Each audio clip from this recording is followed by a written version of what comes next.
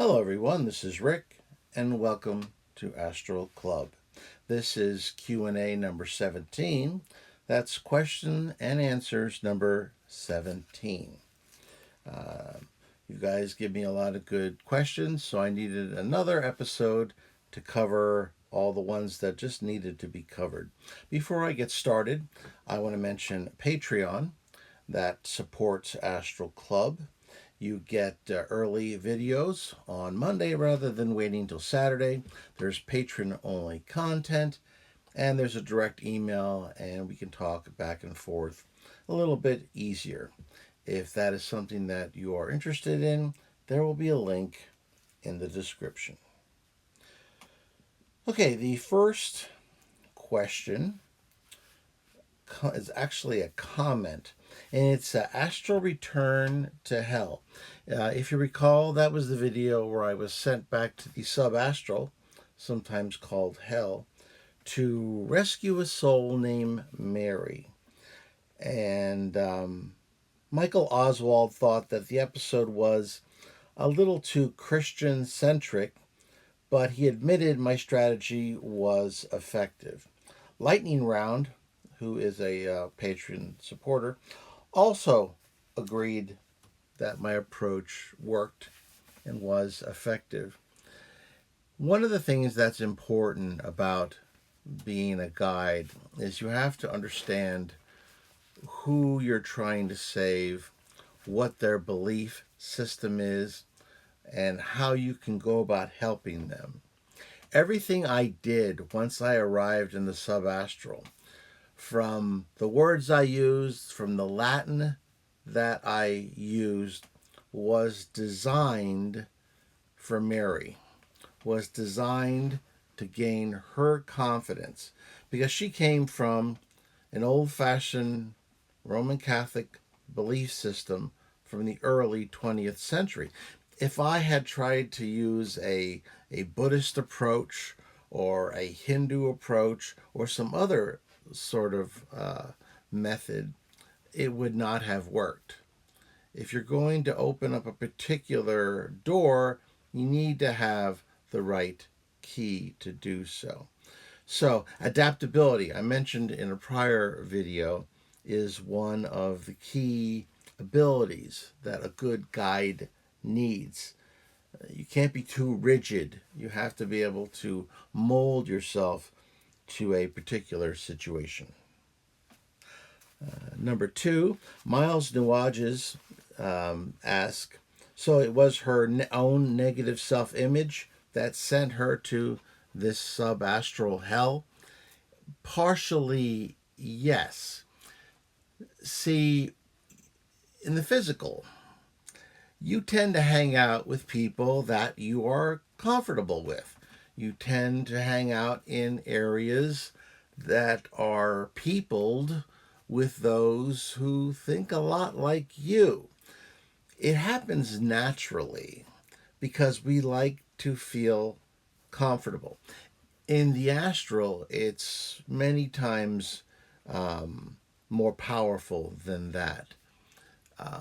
How you feel affects where you end up in the astral, because based on your vibratory state, that will help to determine where you feel the most comfortable. And in her ultimately depressed and self-loathing state, she felt eventually the most comfortable in that awful place. And I know that's hard to believe, but that's just the way it is. For instance, when you astral project, sometimes you might find that you're having a hard time flying. It's because you're still a little bit too low vibrating, still too close to the physical. So by thinking of uplifting or happy thoughts, you will find that your vibrations will raise, you'll feel better, and you'll be able to fly. So we end up in the astral for the time we spend there where we feel most at home. So I think it benefits us to work on ourselves in this lifetime so that we feel the most comfortable, in the type of environment that we really want to call home. Number 3, Calamity, spelled with a K, asks, once the astral body falls into the dormant state, is it possible to recover? I just wanted to cover that again real briefly. A number of folks have asked that question. It is always possible to recover a soul. Even if the soul itself falls into a dormant state or what I call a coma or what have you. You need to have the right guide with the right approach at the right time with the right amount of energy, and it's always possible to reclaim and aid that poor soul. Number 4, Anthony Logan wanted to know what happened to the soul of her husband. I really don't know. Luckily, he's not my responsibility. For what little I know of him through her thoughts, he's an unpleasant individual. So I'm glad he wasn't assigned to me. Like anybody else, if he has lessons that have to be learned based on his low self-esteem, which caused him to abuse her physically and mentally, he's going to have to learn those lessons. And a lot of those lessons are going to be very difficult lessons for him. And so he doesn't get a free pass. Nobody gets a free pass. But I don't know individually, specifically, what happened to him because, quite frankly, I didn't really look into it. I could really care less. Number 5, Mello, ask, what compelled me to speak in Latin? Does it carry more power? I just partially answered that question. The Latin came to me because it was the most efficacious way to get Mary's attention. Keep in mind, in the early 20th century, Latin was a regular part of the Roman Catholic liturgy. It was spoken quite often during the services in the Roman Catholic Church. So I knew it would get her attention. And keep in mind, getting the attention of these souls in the subastral is a Herculean task. It is very difficult. And these are souls that have sunken so low they're barely cognizant of what's going on around them. So I had to use every skill at my command to hopefully attract her attention. So Latin doesn't have any specific extra power boost, but I knew it would help to attract the soul that I was trying to attract, Mary's. Number 6, Asta Hesta, ask, how are you able to travel so far without severing your astral cord? The astral cord, we use the word cord, and I know it conjures up in our imaginations many times like a fabric. And we all know that fabrics here on Earth can only stretch so far, and then they break. A better term for astral cord should probably be a bundle of astral filaments. They are a special type of energy that helps to connect us to our physical body as long as the physical body is alive. They are infinitely stretchable, expandable, if you want to use those terms. You can travel in time and space, and they will stay with you. Now, sometimes you get to a point where you can't see them any longer, but they're always there. And believe me, you can get a very distinct impression at times of being pulled back to your body, like someone's yanking that chain. So they are definitely there at all times. Thundora, number 1, said that they really liked that Mary's story came full circle. And I'm glad that I was able to bring you that. I can't always do that because I'm not always a part of all these different areas of a situation or a soul's life. Is it safe to assume that people who commit suicide, like Mary, if you recall, she committed suicide in that life, is it safe to assume that they aren't damned? That damnation idea is, I mean, I respect religions, but that damnation idea, I personally believe, was something that was wielded by the powers and principalities of the Roman Catholic Church as a means of control. I don't believe that any of these sincere teachings of the man that was called Jesus ever condemned anyone to everlasting torment, because it would go against everything else he had to say, at least as far as I know.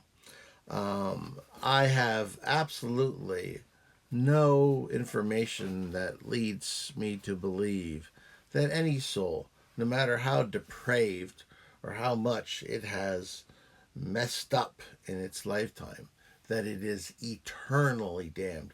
And certainly taking one's own life, it it it just means that you're going to have to learn the lessons that you should have learned in that lifetime that you cut short. You're going to have to learn them in another lifetime. It's like, let's say you were in high school and you dropped out. Now you want to get your high school diploma. Well, you either got to go back to high school or you got to get your equivalency. You got to relearn those lessons at another time.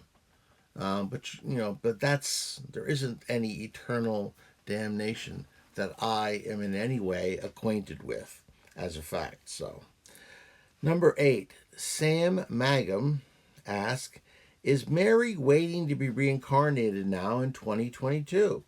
Will she be unconscious while she's waiting? Let's talk about time once again and the nature of time. Now, I know in the physical, it's easy for us to fall into habits of the past is the past, it's no longer here, the present's right now, and the future hasn't arrived yet. From a certain viewpoint, Mary has already reincarnated. It's just that we here in the physical haven't caught up to that time period yet, because in our illusion, it still is to come. But on the astral, as soon as she picked it, she went into that body. And so she is reincarnated already. I know it can be a messy concept, but you have to understand that all times are going on now, just at different vibratory levels. On the astral, it's much easier to understand that and to see that, which is why it's possible for souls to incarnate into areas that we think of as the past. So she's not waiting unconscious anywhere.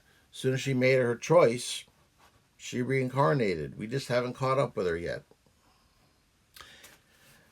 Okay, in the episode, What is an Astral Guide? That's where I got into some more detail about what an astral guide's job, duties, and the nature of the position, what that's all about.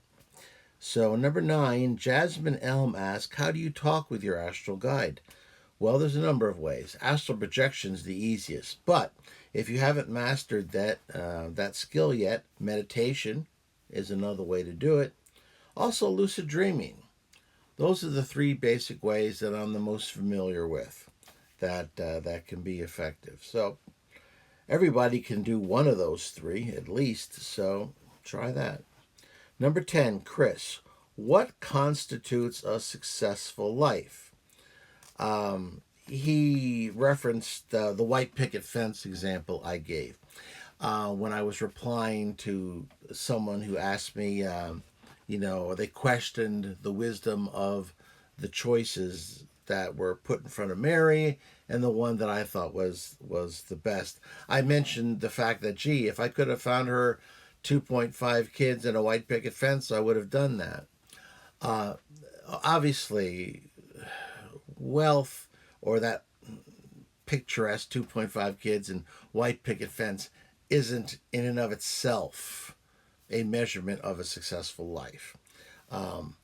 I would have liked to have provided that for Mary, and it's my hope that she will one day have that, because for her, that would be an excellent opportunity. She would really, I think, enjoy and eventually thrive in that type of an environment.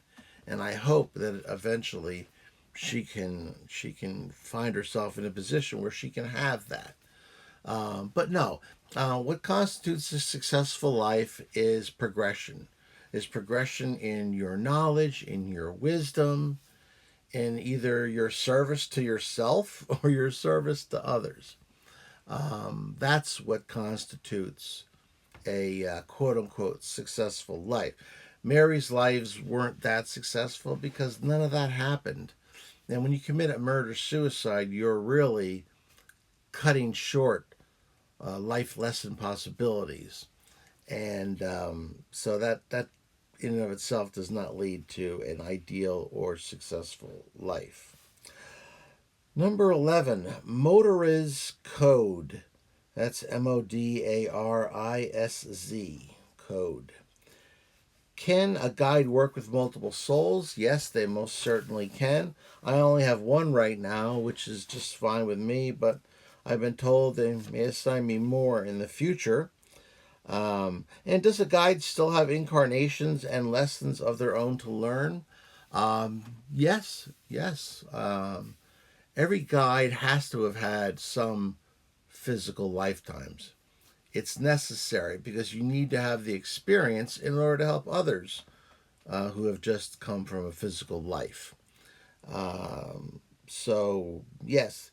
And do they still have incarnations to do? Perhaps they do. And they certainly have other lessons to learn. Here I am performing as a guide, and I still have a physical body. So, it kind of answers that question.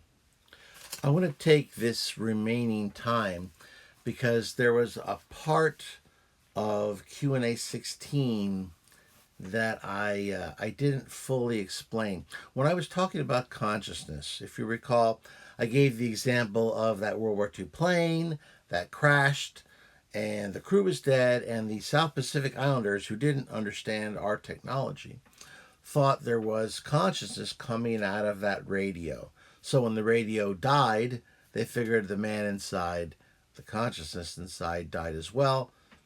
And now, of course, we know that that's just a radio, and the consciousness is elsewhere, many, many miles away. And I was making the point of what I've been told in the past, that there's this oversoul consciousness out there, and that it projects its consciousness, parts of it, through our physical bodies. So the brains are, in essence, acting as radio stations where there's two-way communication. We can send information up and information comes down. I can't believe I didn't complete that thought. But the fact that this consciousness is not resident in the physical body is why we can astral project in the first place. Our consciousness is just going through the physical body. So, of course, we can astral project and have our consciousness outside of our body, because our body isn't, or because our consciousness is not resident. It doesn't have its home inside of a physical body. It's just being broadcast through the body. So that is what makes astral projection possible. If consciousness was resident, was its home was inside the human body, let's say the brain, and that when the brain died, the consciousness died, like many scientists believe, then astral projection should be and would be impossible. Yet we know it is possible. Those of us who astral project do so all the time. And when our consciousness is elsewhere, we know we are who we are. And we're separate from that physical body. So that's the remainder of that thought process. And I just don't know why I forgot to complete that thought. So I wanted to take advantage of this last bit to complete that thought. Okay, everyone, I hope you liked that. If you did, please hit the like button, share it with those of like minds. If you'd like to leave questions or comments, I always enjoy reading those. If you haven't subscribed, please do so. And as always, I will see you on the astral plane.